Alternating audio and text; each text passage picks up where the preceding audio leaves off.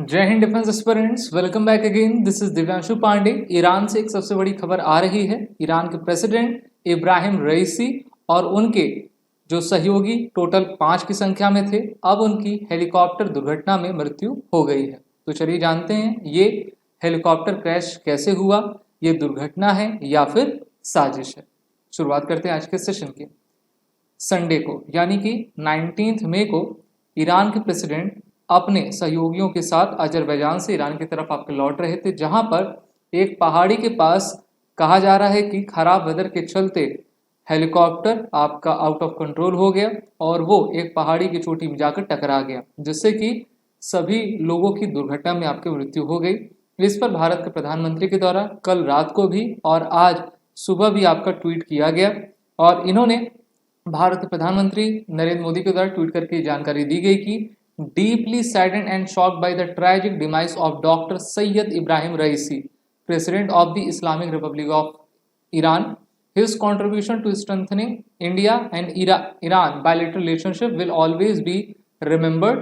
My heart-left condolences to his family and the people of the Iran. India stand with Iran in this time of sorrow. यानी कि Bharat Iran के साथ इस दुख की घड़ी में आपका खड़ा हुआ है।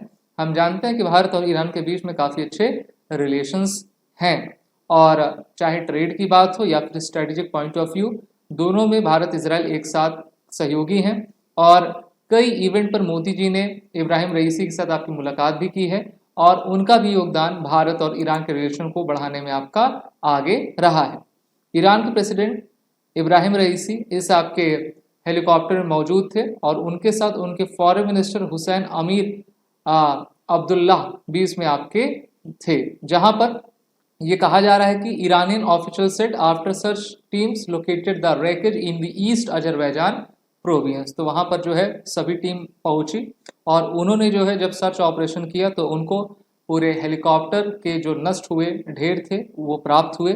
उन्होंने जो है जितनी भी बॉडी थी उसको हॉस्पिटल ले गए, लेकिन तब तक जो है उनकी सभी की मृत्यु आपकी हो गई थी।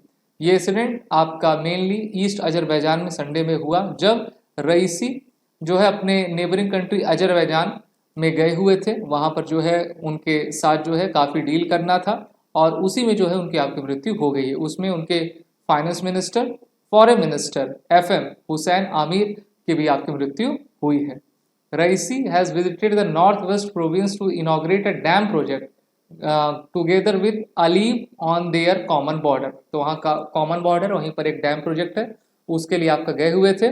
और उस कॉन्वॉय में आपके जब प्रेसिडेंट चलते हैं तो टोटल आपके 3 हेलीकॉप्टर्स थे और उन्होंने डेस्टिनेशन पर आपका सही तरीके से पहुंचे थे। जब वो आ रहे थे तो उसी समय इनका आपका दुर्घटनाग्रस्त हो गया।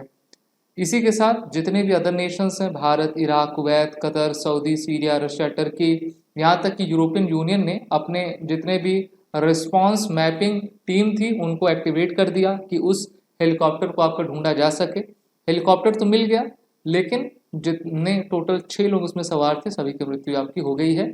ईरान के जो प्रेसिडेंट हैं उनको हमने देखा कि किस प्रकार से वो लेबनान के साथ उनके रिलेशन थे हिजबुल्लाह को सपोर्ट करने में। ईरान वर्सेस पाकिस्तान हमने इसी साल देखा, ईरान वर्सेस इजराइल भी देखा और ईरान के जो संबंध अमेरिका से हैं काफ़ी अच्छे नहीं हैं।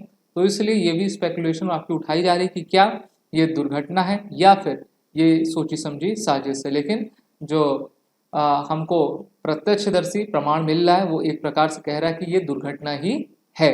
अभी हमने देखा था कि किस प्रकार से ईरान एक एक्सिस ऑफ रेजिस्टेंस आपका कहलाता है हमास गाजा वॉर में, जो कि गाजा स्ट्रिप में जो है इजराइल वर्सेस आईडीएफ आपके हमास के बीच में चलता आ रहा है, क्योंकि उसको सपोर्ट, हमास को सपोर्ट मेनली ईरान के द्वारा आपको दिया जाता रहा है। और वहीं पर जो रेड सी में हौतीस को समर्थन दिया जा रहा है वो भी ईरान के द्वारा दिया जा रहा है।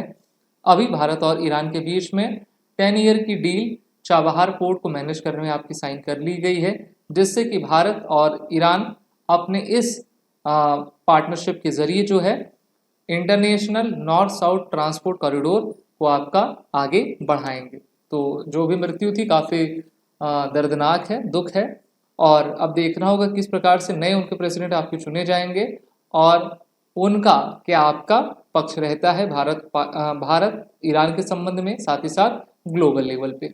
आप सभी वीडियो को लाइक शेयर जरूर कर दें। These are the courses running with SSB crack exam bundle test series, सभी कोर्सेज के अवेलेबल हैं। वॉरेट एंड कोड का जरूर यूज करें।